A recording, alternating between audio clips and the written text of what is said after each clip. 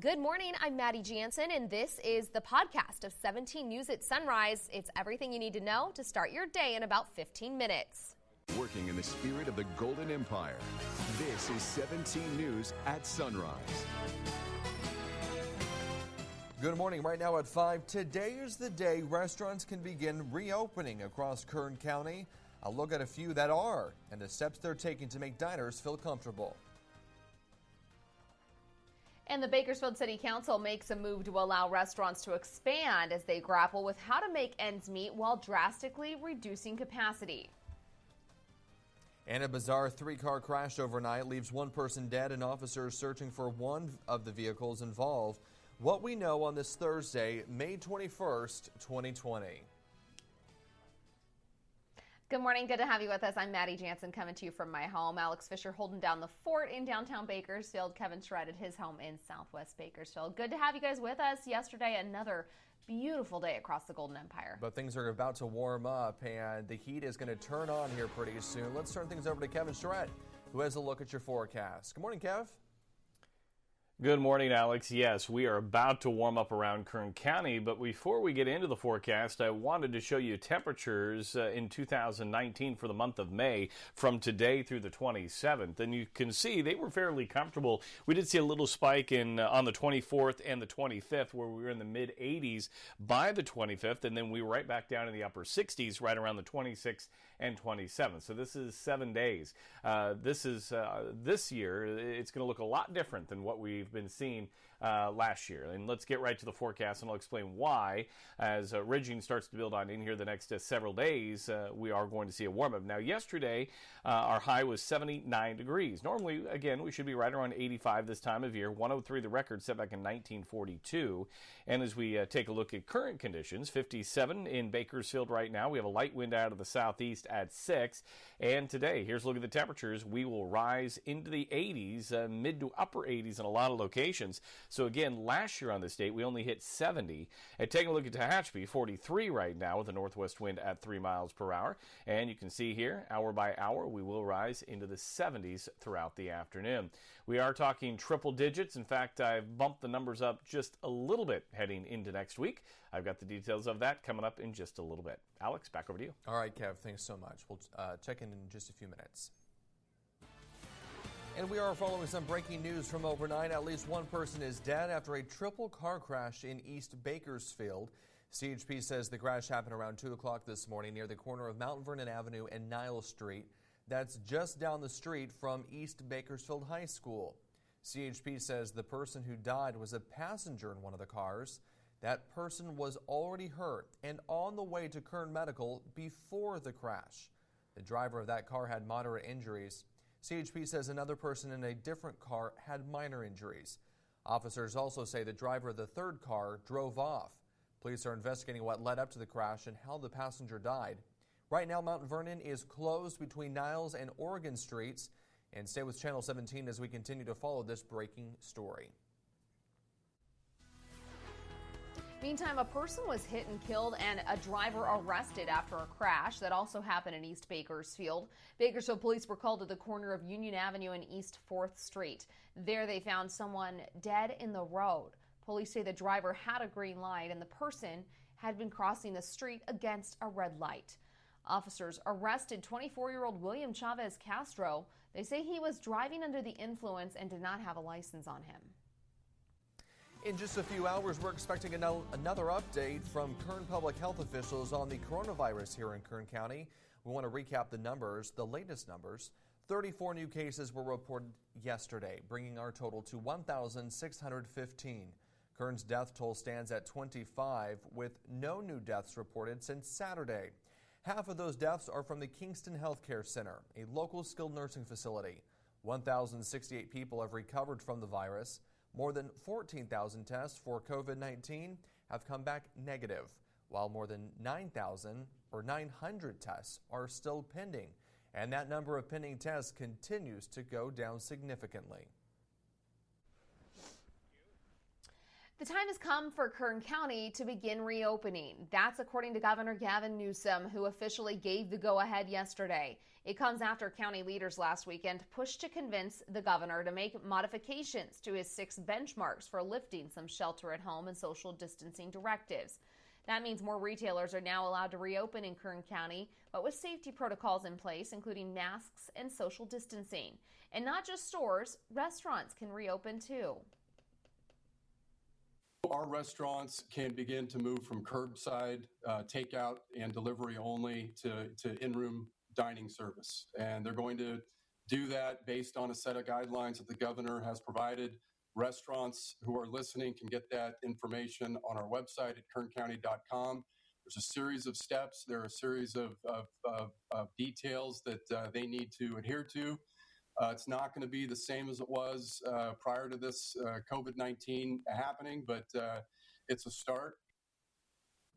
And after 2 months of being shut down or being forced to offer takeout only, many restaurants are ready to welcome back customers, including the owner of the Black and Gold Brewing Company in downtown Taft. Michael Long and his wife say they're allowing dining guests as early as 7 o'clock this morning.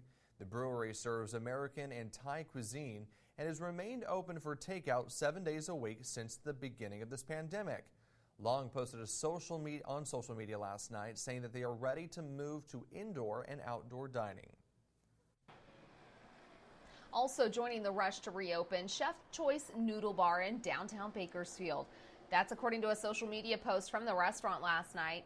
Starting at 11 o'clock today, they'll open up for curbside and in-store pickup, and the dining room reopens at 11:30. Chef's Choice Noodle Bar says there will be limited seating as they are prepared to exceed state safety guidelines. The restaurant says they have a touchless menu for guests, strict cleaning protocols, and daily health checks for staff. And the Boulevard is opening its doors to customers once again. Just don't expect to go bowling or play games at the arcade. The Boulevard says they will have limited dine-in and patio seating with food and drink service only from 11 a.m. until 8 p.m. Plus, the venue says it is still offering takeout meals. Other restaurants are getting ready to reopen this weekend, but precautions need to be in place if eateries want to start letting customers dine in. That includes limiting capacity down to 50 or even 25%. Jenny Mattia Poncetta, whose family has owned wool growers since 1965, says that will severely impact their bottom line. 25% I wouldn't even open. I mean, we can't make enough to even pay for the lights, let alone the employees and everything else, all your supplies. 50% I think is marginal. We might break even. We're certainly not going to make any money, but we might do 50. Down the street at Luigi's, cars were lined up in front for takeout, and the Luigi's Deli was doing a brisk business. Some people even brought their own lawn chairs to eat lunch in an adjacent parking lot. Another local restaurant owner tells 17 News that she'd rather wait to reopen until she feels like it's safe. So what does this mean for diners who can't wait to get back to their regular haunts? Be patient. You may have to wait for your favorite place to reopen. And when they do, they may have to turn people away to be in accordance with the new rules. And with phase 2 of reopening well underway here in Kern County, we're looking ahead to what's next for the state in phase 3. That phase, businesses that brought people in closer contact with each other can begin to open up. That includes things like salons, gyms, and churches. And that is the subject of this morning's 17 interactive feedback poll. Governor Gavin Newsom says phase 3 is still weeks away, but many local businesses and houses of worship are already making plans to reopen. So again, we're asking you this morning, is it too early for Kern County to advance into phase 3? You can call or text us at 661-888-4617. Press 1 if you think it is too early, 2 if it's not. You can also text, tweet, email, or Facebook your comments. Once again, our interactive feedback phone line is 888-4617. And coming up, we'll air some of your comments and have the first results at 5:30. The Bakersfield City Council wants to help newly reopened restaurants bring in lots of customers while still practicing social distancing. During a meeting last night, the council unanimously approved an amendment to the city's special event permit process. That would allow businesses to apply for a permit to expand outdoor seating to private parking lots, sidewalks, and streets. This can also apply for stores looking to expand their retail space. The new COVID-19 special event permit will remain available throughout the coronavirus pandemic. If you would like to apply for the permit, you can go to bakersfieldcity.us. The time now is 5:09. It's not just food places. Starting today, we expect to see other sectors, including malls, start the reopening process. This was the scene at the Valley Plaza Mall yesterday afternoon. Mostly empty parking lots and major retail stores shut down. But that could change starting today. Now that the state has given Kern the go-ahead to accelerate further into phase 2, the mall and its retail stores are technically allowed to reopen with safety protocols. That would include the Apple Store, which opened for curbside only just yesterday. With the governor's approval, schools and swap meets are able to reopen as well. But even when they do, life as we know it could look very different. From the cultural aspects, we no longer can really shake hands comfortably like we used to do 2 months ago. It's affected our economy. It's affected the industrial capabilities. There's a lot of new normals. We got to change how we do things, and it's going to take all of us. But this is what Kern County does well. A woman and her dog were able to escape after their home caught fire in Taft. Firefighters were called to a vacant home in the 500 block of North Street after 2 p.m. yesterday. When they got there, it was engulfed in flames. The fire spread to a nearby home, but the woman and dog got out in time. Fire crews were also able to save 2 kittens who were nearby. No one was hurt. 2 adults were displaced by the blaze. The cause of the fire is still under investigation. Bakersfield and Kern County firefighters were able to stop a fast-moving grass fire in East Bakersfield. It started around 5 o'clock yesterday evening along Cottonwood Road near East Pacheco. Crews say the wind pushed the flames across the road, but firefighters were able to get the flames out in about an hour. It stopped at 20 acres. No word yet on a cause. A follow-up now to a story we brought you earlier this month. The father of a fallen Porterville firefighter had his truck stolen from the parking lot of the Delano Home Depot.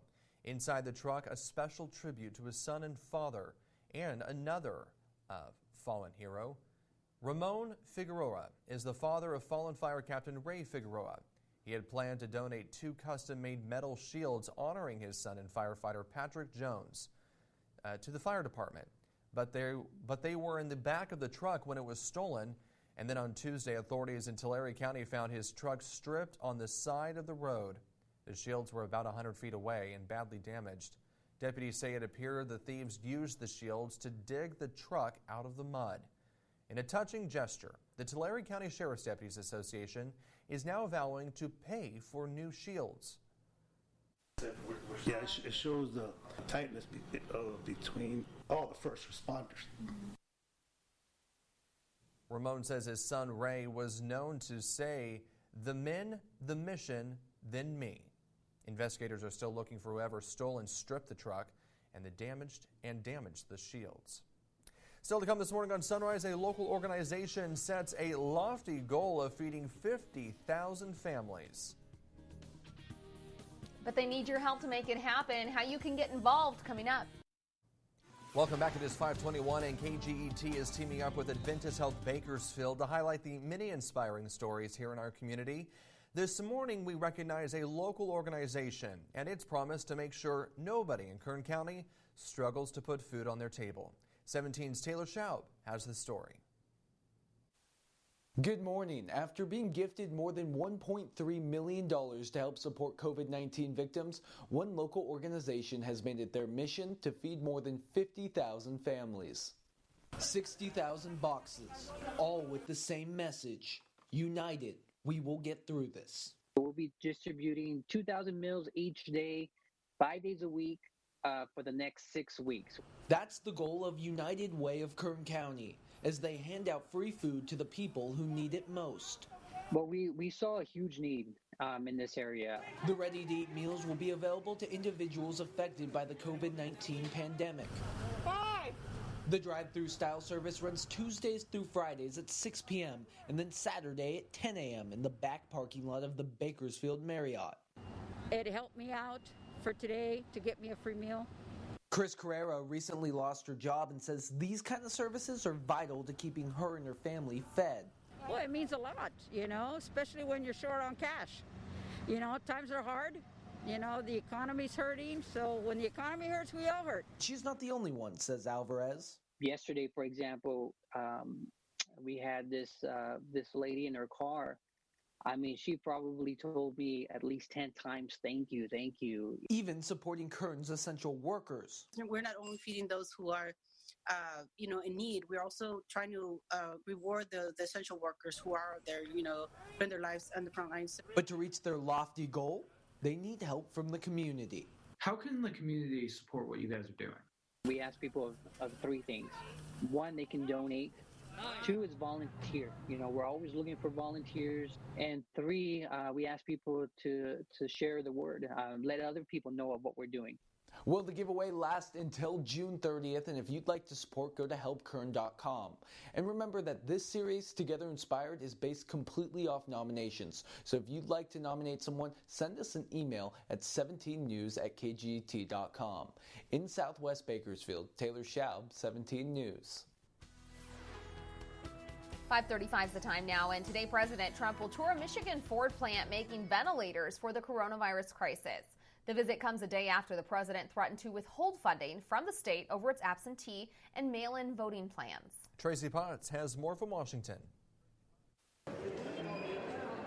The coronavirus crisis is spilling over into November's election. President Trump threatening to withhold federal funding from Nevada and Michigan for allowing residents to mail in their vote. Mail-in ballots are a very dangerous thing. They're subject to massive fraud. Mr. President, it is a federal crime to withhold money from states with the purpose of interfering with people's right to vote. The president backed off that threat from Michigan as he prepares to visit a Ford plant there today, now making ventilators. Michigan's also dealing with historic flooding after a pair of dams broke. Residents under stay-home orders now ordered to evacuate. If I stayed home, I wouldn't be safe. I'm not safe anywhere right now.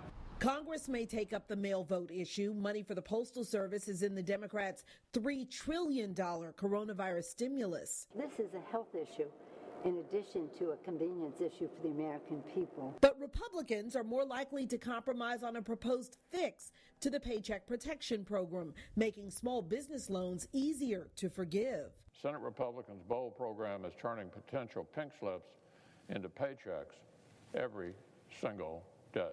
Weekly unemployment numbers are expected to rise by more than 2 million today, bringing the total to 39 million unemployed during the COVID-19 crisis. And with people going back to work, that detailed guidance from the CDC that had been delayed for weeks by the White House has finally been released, showing how schools, businesses, and public transit can reopen safely. Tracy Potts, NBC News.